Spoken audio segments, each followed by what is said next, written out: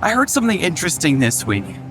Can you imagine what it would have been like when automobiles were first invented, but there were no sidewalks yet? People started driving around in Model T4s in the middle of the town square, next to horses and people who had never even heard of a car. And there were no road rules, there were no lanes, there were no sidewalks, no gas stations, no highways. It must have been absolute chaos. Now, this cycle where the innovative technology precedes the infrastructure that is crucial for it has repeated time and time again throughout history. And if you're as old as I am, you'll probably remember a time when the internet existed, but search engines didn't.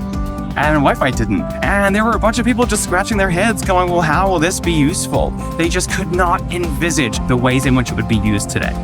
And this kind of innovation divides the world into two kinds of people. People who can see the future and the potential it might hold, and people who can only imagine things through the lens of past experiences.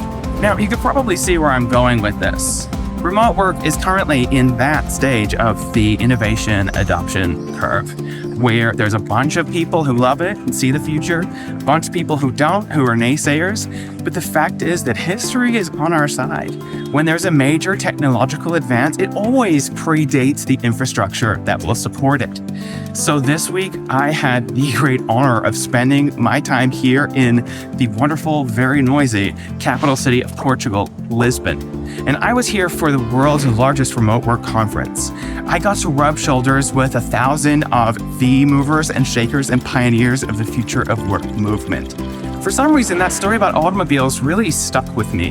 And that came from a guy called Ryan Chartrand, who is the former CEO of X-Team. And if you're interested in the future of work, he is definitely someone to follow. But I heard tons of other really interesting updates, trends, and stories from these pioneers of the movement. And I'm going to unpack them all for you in just a second. This is episode 37 of Out of Office.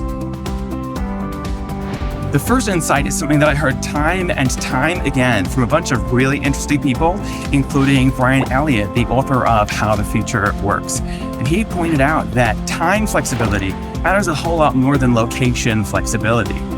Workers who have flexibility over where they work are only 8% more productive than people who are required to be at a fixed place at a fixed time. Whereas workers who are also given flexibility over when they do their work, the increase in productivity is over 3 times higher. Speakers from some of the most notoriously wonderful remote work companies in the world, places like Automatic, GitLab, and Atlassian, they took that one step further. All of them agreed that pretty much every company is having the entire wrong conversation about remote work. It's not about where people work. That's simply not important. What matters is how people work. Fact is, if your company has more than 100 employees, you're already distributed. You already need tools that help you ensure that your workers being in different offices, in different places, in different countries and time zones doesn't get in the way of their ability to achieve your business goals. The next concept came through from multiple sources as well, but it was best described by Darren Murph, who I featured on this show before, and that is intentional togetherness. When companies require people to come into the office for a set number of days per week on the belief that in-person collaboration is somehow better, it helps nobody if those people end up sitting alone in a sea of desks. The smart companies are not setting arbitrary rules about where people are working from on any given day of the week, but they are thinking about when and why it might make sense for people to come together and share rooms. He says on-site is the new off-site. And if we loop all the way back to the automobile analogy that I started with, we got to remember that we're at a stage in the innovation curve where most of the infrastructure that's going to be crucial to powering distributed teams in the future is yet to be invented.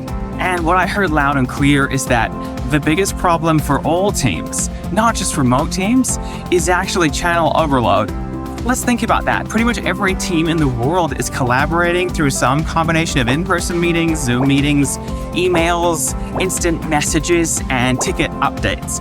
And when someone's away and you need to update them on what happened, or you have a new team member and you need to hand over information to them, It takes a ridiculous amount of manual information to actually get them what they need. It couldn't be clearer that what the world really needs is a tool that stitches together all of the information from all of those various channels. And the really cool thing is that AI already has the ability to do pretty much all of that. So it's only a matter of time before we have new tools that automate a whole lot of the updates that we currently need to do and organize all of the information that we need in order to do our best work across channels with a fraction of the manual admin. And the other really interesting update came from the founder of the company doing some of the coolest stuff with the metaverse and remote work. And while clearly the infrastructure still has a long way to go, the opportunity presented by the metaverse is an infinitely scalable office where you don't have to pay any rent, where you have exactly the right amount of space for people. You can scale up, scale down without having to move premises. And some of the coolest opportunities are things we're just starting to scratch the surface of. How much more creative would you be able to be if instead of a thread on Slack or a group conversation with Zoom windows, you actually had a purpose-built space that was dedicated to a specific project? And each time you need a flip mode, you can meet with those people in that space. What the metaverse is going to do for future generations of workers, if not for us in a couple of years, is create a space in between together and apart. A space where even CEOs can acknowledge that in-person collaboration no longer is bound by the limits of location and four walls. Once they realize how much they can save on rent, sky's the limit. All right, that is all the top insights that I got this week at the world's largest remote work conference here in Lisbon. Join us next week on LinkedIn, where we're going to release a new and improved written newsletter. And in 2 weeks, I'll be right back right here with some more news and stories, bringing you the best that remote work has to offer. I'm Andrew Allen, and the future of work really is out of office.